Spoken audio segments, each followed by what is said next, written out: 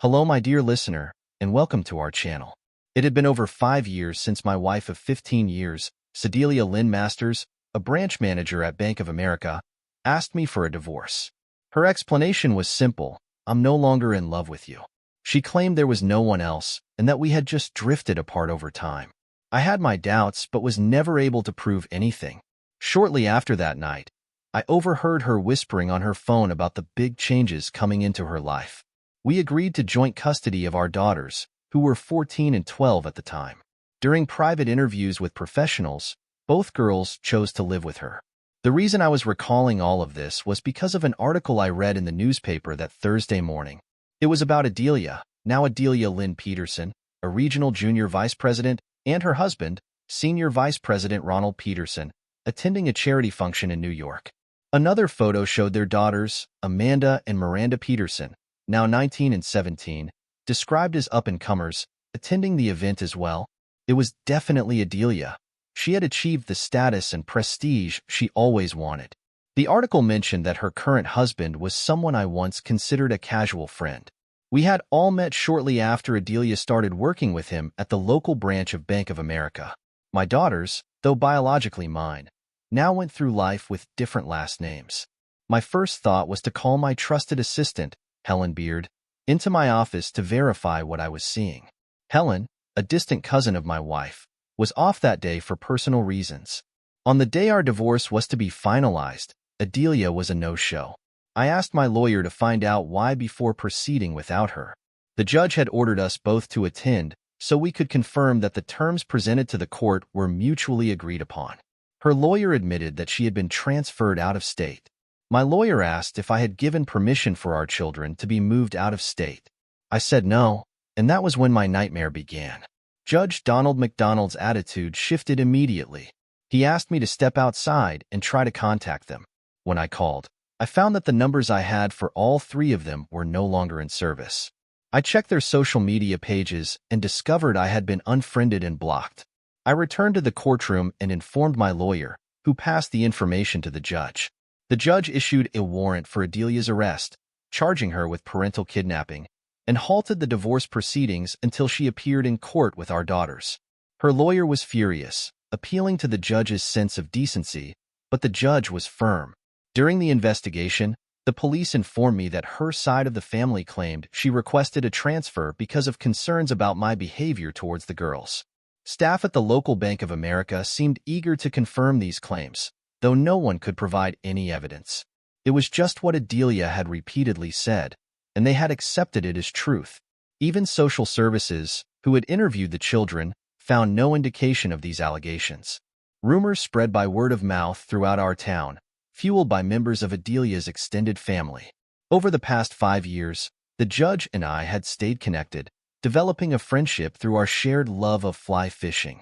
It didn't surprise Judge McDonald to see me drop by that night to visit him and his wife after dinner. "There's a reason I brought the paper with me," I said seriously, handing it to him.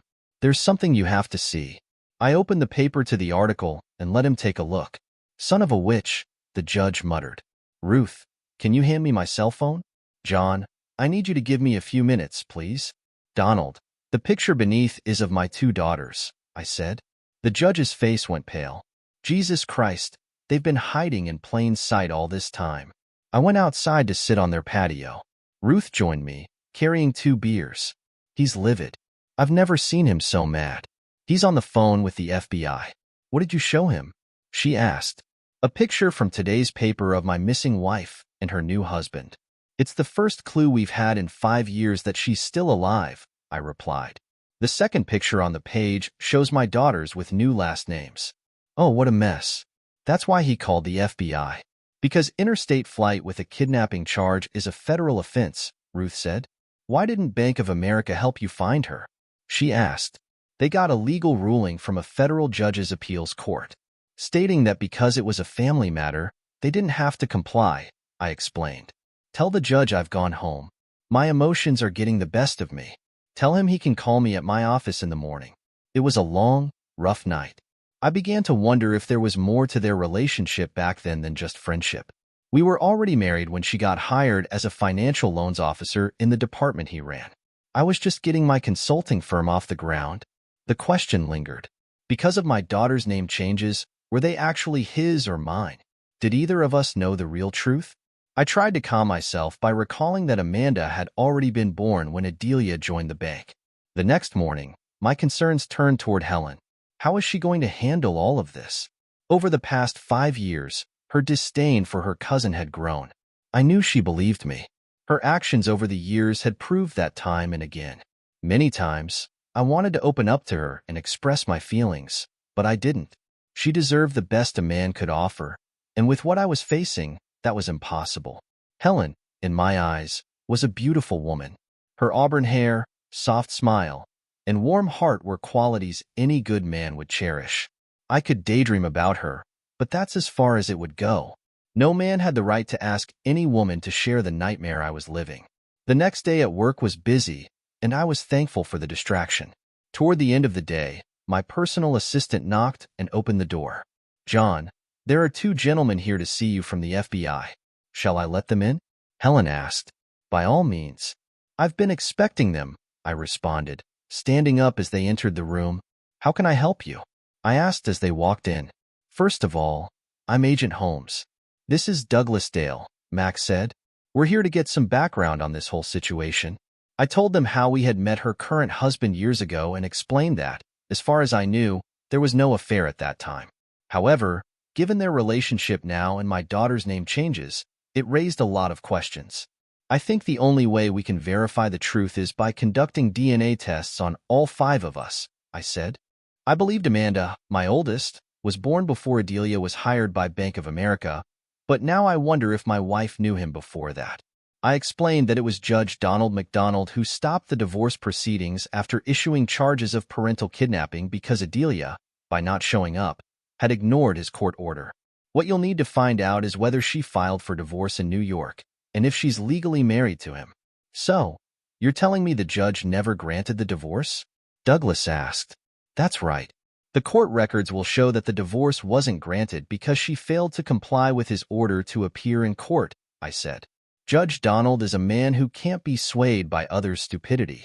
He does this in all his cases because he was once duped by a crooked lawyer." "Did you give your wife permission to leave the state with your children?" asked Mac. "No. We learned from her lawyer that day that she had moved out of state. The judge asked me to try to contact them on my cell phone. When I returned, I told him their numbers were disconnected and I had been unfriended and blocked from their Facebook pages.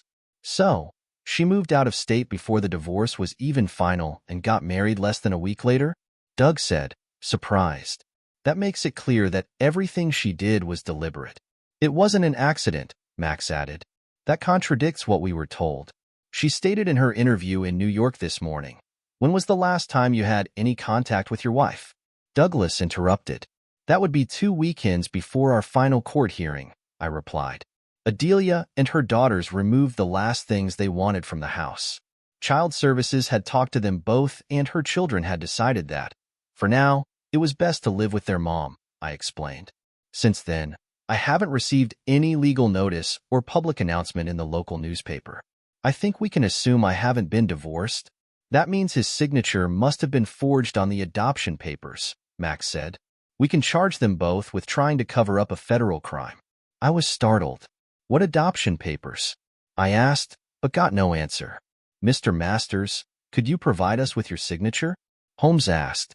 "Helen, could you type up a letter on our letterhead that states, as per Mr. M. Holmes and Douglas Dale of the FBI's request, this letter is to verify my compliance with their request for a copy of my signature. I'll need you to witness it, then photocopy it for our records before giving them the original," I said, knowing she was listening to every word. "Do you still live at 87654 Yale Road East?" Mac asked. "No, I finally had to get a court order to sell it," I said. The police were getting tired of the rumors that a predator was loose in the neighborhood. They helped me get the court order from Judge McDonald to sell the house after I was attacked and hospitalized for the 2nd time. He had frozen all our assets the day Adelia didn't show up in court. I now live outside of town in a house I built at Ryder Lake. It's a very private setting with 5 acres of land. I had it wired with extra security for my protection because there are still many who believe the lies spread by others. After they left, I let Helen know what was going on. She was shocked to learn that her older, distant cousin had been found. I could see the hope growing in her eyes, along with all the questions she had. There was still too much unknown, and I still had no answers. Helen, when I leave tonight, my cell phone will be off. If you're bothered by anything related to my situation, use your best judgment. In an emergency, call me at home, I said. Helen harbored deep resentment toward Adelia for destroying a good man's reputation and his personal relationships. I have lost a lot of family and friends because of the rumors Adelia created. Helen never imagined that someone could cause such damage until she witnessed it herself. She often wondered how much one person had to endure before the truth would finally come out. It was hard for her to sit and wait for things to work themselves out, but human nature, as she had seen, always seemed to favor the lie over the truth. Most believed that if it weren't for my company, I might have given up long ago. I had poured all my free time into my work, and as a result, I had tripled my client base. Finally, I had started coming out of my protective shell 2 years ago. That was when Helen noticed her usual supply of freshly caught trout began to dwindle. What surprised her the most was that, until today, she hadn't heard me mention my wife or children once since they left town. Helen had first met me, John Masters, when she was 14 and I was 19, at a family pre-Christmas party. Adelia had just announced our engagement, making her the center of attention. Helen had known instantly that our relationship wouldn't last. I was a financial planner who was good at making money. Adelia was a social climber who craved attention, prestige, and glory. I always put the family's best interests first, while Adelia had to be first in everything. Helen had told Adelia's mother that if we had kids, we'd divorce as soon as they reached their teens. She had been right. Helen's own marriage didn't last because her husband died while serving in the military before they had the chance to have children. When she needed advice, she turned to me. I stood beside her as she buried her husband and supported her as she mourned. Over time, I became not only her boss, but also her best friend. She had watched me go through my own living hell over the last 5 years, and it helped her realize that I was the one she wanted to grow old with. My biggest problem was that no matter what I did, I was haunted daily by the past. As a result, I was stuck in a reality controlled by the actions of others. The way Adelia and her children disappeared had caused rumors to spread like wildfire. Many people believed I had killed them to protect my own image. It was even rumored that the reason I had so much security was that their bodies were buried on my property. For the first time in a long while, I stopped at Ruby Tuesdays for supper. I got the unlimited salad bar with a side order of catfish. I had just returned to my seat from my first trip to the salad bar when Adelia's father showed up. Without asking me, he pulled out a chair and sat down. "I heard from Adelia this morning," Roger said. I said nothing, just kept eating. I had nothing to say to him. The last time he spoke to me in public, he had threatened to find a way to kill me for sexually abusing his granddaughters. Public scenes like that only magnified my situation and fueled the rumors. "Amanda and Miranda are doing well," Roger Carmichael said softly. "My daughter wants to resolve these unsettled issues from the past. Adelia has finally admitted to me that you never touched your children in the way she accused you of. She used that false claim as an excuse to explain her need to disappear from town. I want to find a way to apologize to you. I also know she has talked to quite a few relatives today. Spread the word to everyone she spoke to that I will believe they are sincere when they provide a signed statement, written and verified by a notary, about what she said and why. When they have done that and come to my office with it, I will believe them. Until then, even this conversation is meaningless. Until that's done, you're all dead in my eyes," I said coldly. "That's harsh, John," Roger said, "but I understand where you're coming from and why." "Do you really? I'm just treating you the way you have treated me for the last 5 years. Dwell on that fact for a while. Now leave me alone and let me eat in peace," I said. "Remember, too many people in this town, thanks to the extended family's rumors, believe that I should be dead because of something I never did," I added. I watched Roger walk away. Did he really believe that a 2-minute chat would solve his daughter's problems? Did he think that with a brief conversation, he could wipe away 5 years of hate, hurt, and pain? Did they all think it would be that easy? A few minutes later, the waitress who had served me came over and sat down. "Mr. Masters," I went to school with your daughters. Based on what I overheard, I have to say that neither one of them knew what was going on that Friday before they disappeared. We were looking forward to seeing each other the following Monday at school. I saw the man who just left working with others from your wife's family while they packed up their things after they left, the waitress said. After hearing what I just did, I thought you should know. Thank you for your honesty. It's refreshing to hear, I replied. I didn't even know that. I'm not surprised that I've been lied to about what really went on for all these years. I usually keep to myself because I got tired of hearing the whispers and the lies they spread about me, I said. With that, she went back to work. When I used my card to pay the bill, I doubled the total, giving her what would probably be her best tip of the night. I had a great weekend fishing in my canoe on the lake. Each day I kept my limit, but threw the rest back. One of my favorite meals these days is fresh rainbow trout cooked with flour and butter. Both nights, I had 2 of them with eggs and toast. Early Monday morning, I was at work making the first pot of coffee for the day. As I read the newspaper, I was a bit disappointed that nothing was reported, but I realized I was hoping for too much too quickly. Helen showed up half an hour early. Something was clearly exciting her. She was in an extremely bubbly mood. After pouring coffee for herself, she joined me. Looking back, Adelia and I got married right after she graduated from grade 12. Amanda came just over a year later. I spent those first few years flipping houses, buying cheap and selling high after remodeling. Adelia took courses and started out as a teller at a bank I worked at, learning the financial business from scratch. One of the former owners saw my natural ability and became my mentor. When the partners decided to retire, Masters Consulting was born. They worked part-time for me and helped it grow in leaps and bounds. When Miranda came into the world, I had my whole future planned. I heard what you told Roger on Friday, Helen said. Hell, everybody did. My cell phone was ringing all weekend. I told them all. Do you blame him after what the family has done to him? You all made him a walking dead man in this town. I have one question, boss. Why are you requesting notarized statements? I smiled and said, public slander. Oh, Helen said, you're going to sue for everything she has? Wouldn't you? I asked. Yes, because that's the only way to clear your name and restore your credibility. Even better, by getting a court order to freeze their funds until my slander suit is resolved. It restricts them and forces them to rely on a public defender, I said. Well, boss, it's going to be an interesting week if everyone who called me follows through, Helen said. We're going to end up with about 20, Helen said. Most of the family are basically good, honest people. The problem, as I pointed out all weekend, is that they have accepted the lies as the truth. I told them to ponder that when they went to church on Sunday. The question is, will their own guilt move them to do what they know is right? As she headed to her desk, she turned and said with an inviting smile, Boss, remember, some of us single girls do enjoy spending an early morning fishing. For the first time in years, I broke out in a laugh. When I left for the day, I said to Helen, thanks for putting a smile on my face. Helen was, and always would be, my rock.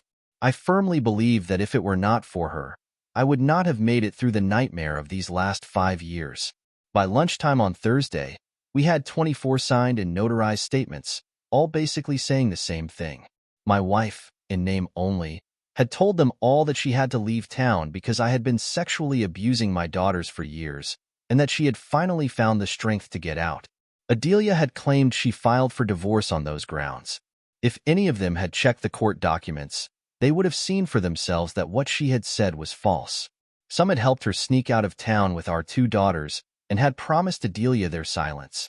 They all admitted that she had called them this past week in an attempt to resolve the past issues and, in doing so, had admitted that everything she said about me was a lie. It was my view that Adelia was afraid of losing the new life she had built for herself.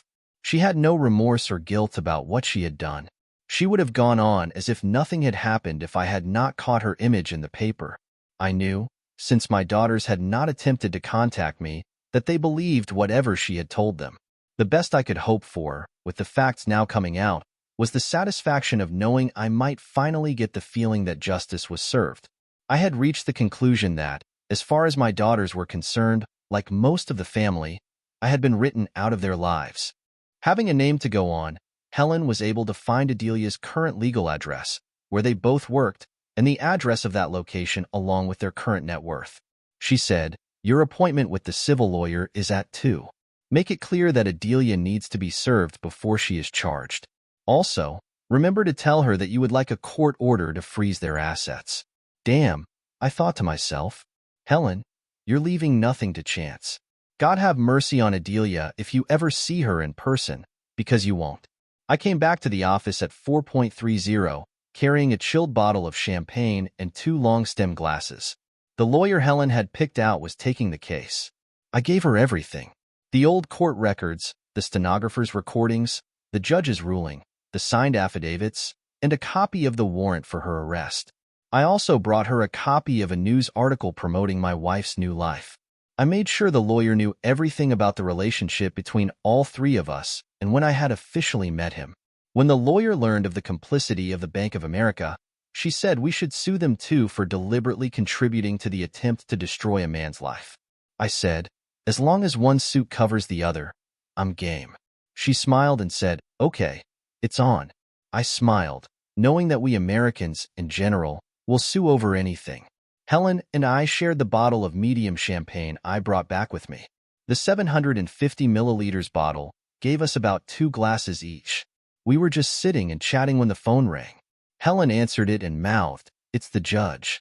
I turned on the speaker. "Hi, Donald. How's it going today?" I asked. "All things considered, quite good, John," he replied. "I called to let you know that the FBI is moving ahead for a grand jury against Adelia Lynn Peterson and Ronald Emerson Peterson next Wednesday. They will also be asking for an order to bring Miranda Peterson into protective custody, along with an order forcing all to submit to a DNA test. Your older daughter is now of legal age and beyond their hands," Judge Donald said. "Thanks for the info. It is appreciated," I said. "Now, about my divorce. I will grant it with favorable terms the moment I have her in my court, even if I have to accomplish it by video link," Donald replied. "I'm going to hold her accountable for her conduct before me in a very serious matter." After he hung up, Helen said, "The judge is going to come down heavy on her. But can he put her in jail?" "I think the kidnapping charges and any charges related to that will be under FBI discretion, but he can rule on the contempt of court charge for failure to appear," I said. "I really have no clue what the law allows him to do about that." "I guess it's wait and see for you again," Helen said with sadness. "Yes, I've been waiting for over 5 years. A few more weeks aren't going to make much difference. It also gives the attorney I hired a few more days to deal with the court and never served. If anyone knew anything, they weren't saying." The next week went by very quickly. On Thursday morning, my lawyer called to inform me that the papers had been served on them while they were at work on Wednesday. She mentioned that she had successfully frozen anything in Adelia's name, including their bank accounts and assets. That afternoon, Doug Drell, the FBI agent, called me and asked me to stop by St. Francis Hospital to have blood drawn for a DNA test before 6 p.m. The sample would be sent to them for testing, and I gladly complied. I was out on the lake fishing for breakfast on Saturday morning when my cell phone rang. I looked at the caller ID. It was Helen. "You've got to go to the office and see the USA Today newspaper," she said.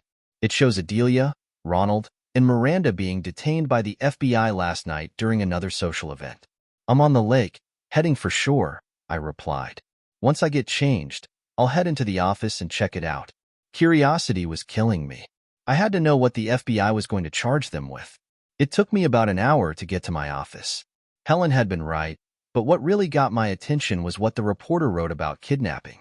We all have a view of what kidnapping is. The article began, "But does it really mean our thoughts are correct?" Under federal law, kidnapping is defined as using force, lies, or fear to steal or hold an individual captive, either by physical or psychological means, in order to benefit from it in some manner. Kidnapping is a felony, and the average sentence is 12 years. This is just one of the charges facing Adelia and Ronald Peterson because of their conduct after she left Missouri with her children without clearing it with her husband, who she was divorcing at that time. According to court records, she filed because she no longer loved him. The judge issued the bench warrant against her for kidnapping after halting the divorce proceedings due to her failure to appear as ordered. It was our own story about the couple 3 weeks ago that finally led to her being caught. The article continued. It is apparent that Adelia used the Masters name when she married Ronald Peterson in a civil ceremony in New York City just a week after leaving Missouri. We have learned that the paperwork filed to have Ronald Peterson legally adopt Amanda and Miranda Masters was fraudulently created and submitted to the court, which approved it. Mr. John Masters' signature had been forged. The FBI now believes this was done by the couple so they could hide the Masters' daughters in plain sight. It seems the couple had worked together at the Bank of America years earlier when they were starting out their careers. Mr. John Masters had tried to get the Bank of America to disclose his wife's whereabouts, but they obtained a court order in appeals court that allowed them not to. It now painfully appears that Ronald Peterson, as a senior vice president of the Bank of America, was using his authority and power to thwart his wife's first husband's attempts to locate his still legal wife and his children. The article further revealed Mr. John Masters has filed a civil suit for public slander against Adelia Peterson because she told over 20 of her family and friends that she left her first husband because she caught him sexually abusing his daughters. According to local police, 5 years later, they are still receiving reports accusing him of being a pedophile. They say this is not true and that Mr. Masters has been forced by societal views to become a recluse. When asked if it was really that bad for John Masters, the police officer responded, "We still have 2 open attempted murder cases because he was the victim. Many believe here that he killed the 3 of them and got away with it." He has also filed suit against the Bank of America and its senior vice president, Ronald Peterson, for malicious interference. Let's look at it from the victim's side for a moment. Don't you think he deserves justice? I do. But what will he get? Nothing, because our society doesn't take that into consideration when dealing with criminals. They can voice their opinion, but that doesn't get printed in the media because it doesn't sell newspapers. Quite often, the victim pays the price for years while the criminal ends up with free room and board. The article was stunning. It had laid out all the facts. I had just refilled my coffee cup when the phone rang. I answered, "This is Masters Consulting. How may I help you?" It turned out to be the Southeast Missourian newspaper. I confirmed that what had been written about the whole situation was actually factual. The reporter asked, out of curiosity, how these last 5 years had been for me. I told him about the 2 still open cases of attacks on me by unknown sources, which the police were treating as attempted murder. I explained how far the rumors had gone, and then I asked him, "How do you view what I went through?" He said, "I would call it a living hell." It was hard for me to believe the nightmare was ending. My name, to some degree, was being cleared, but I knew that 5 years had irrevocably destroyed any relationship I had with my daughters, just as the rumors had done with my own parents and siblings. When this was over, I decided I would sell the business and leave the area for good if the one person I trusted was willing to come with me. Before I left the office, I cut out the article and photographs, then scanned them and had hard copies printed. I put them in a legal envelope for the civil lawyer to use in my case. Amanda Peterson was shocked when the FBI took her mother and stepfather into custody. After arresting them, they led her younger sister away to another vehicle. She was grateful when one of the agents took her aside and explained that her real parents were not divorced, that her father had never agreed to her name change, or to giving up custody as she and her sister had been led to believe. The FBI explained that any documents with her father's signature had been proven to be forgeries. Her mother was charged with 2 counts of parental kidnapping, while her stepfather faced charges of aiding and abetting the ongoing cover-up of a felony. Both were charged with numerous other offenses. Miranda would be held in protective custody until DNA testing could confirm her parentage, as her mother was still claiming that her current husband was the father. Amanda had gone home to pack her clothes. Now, she was sitting in the waiting area at the St. Louis airport, about to catch a connecting flight to Cape. That's when she noticed a headline on the USA Today newspaper left on the empty seat beside her. Picking it up, she read the entire article. By the time she was done, she was in tears. During the hour-long flight to Cape, Amanda kept trying to understand why her mother was kidnapped.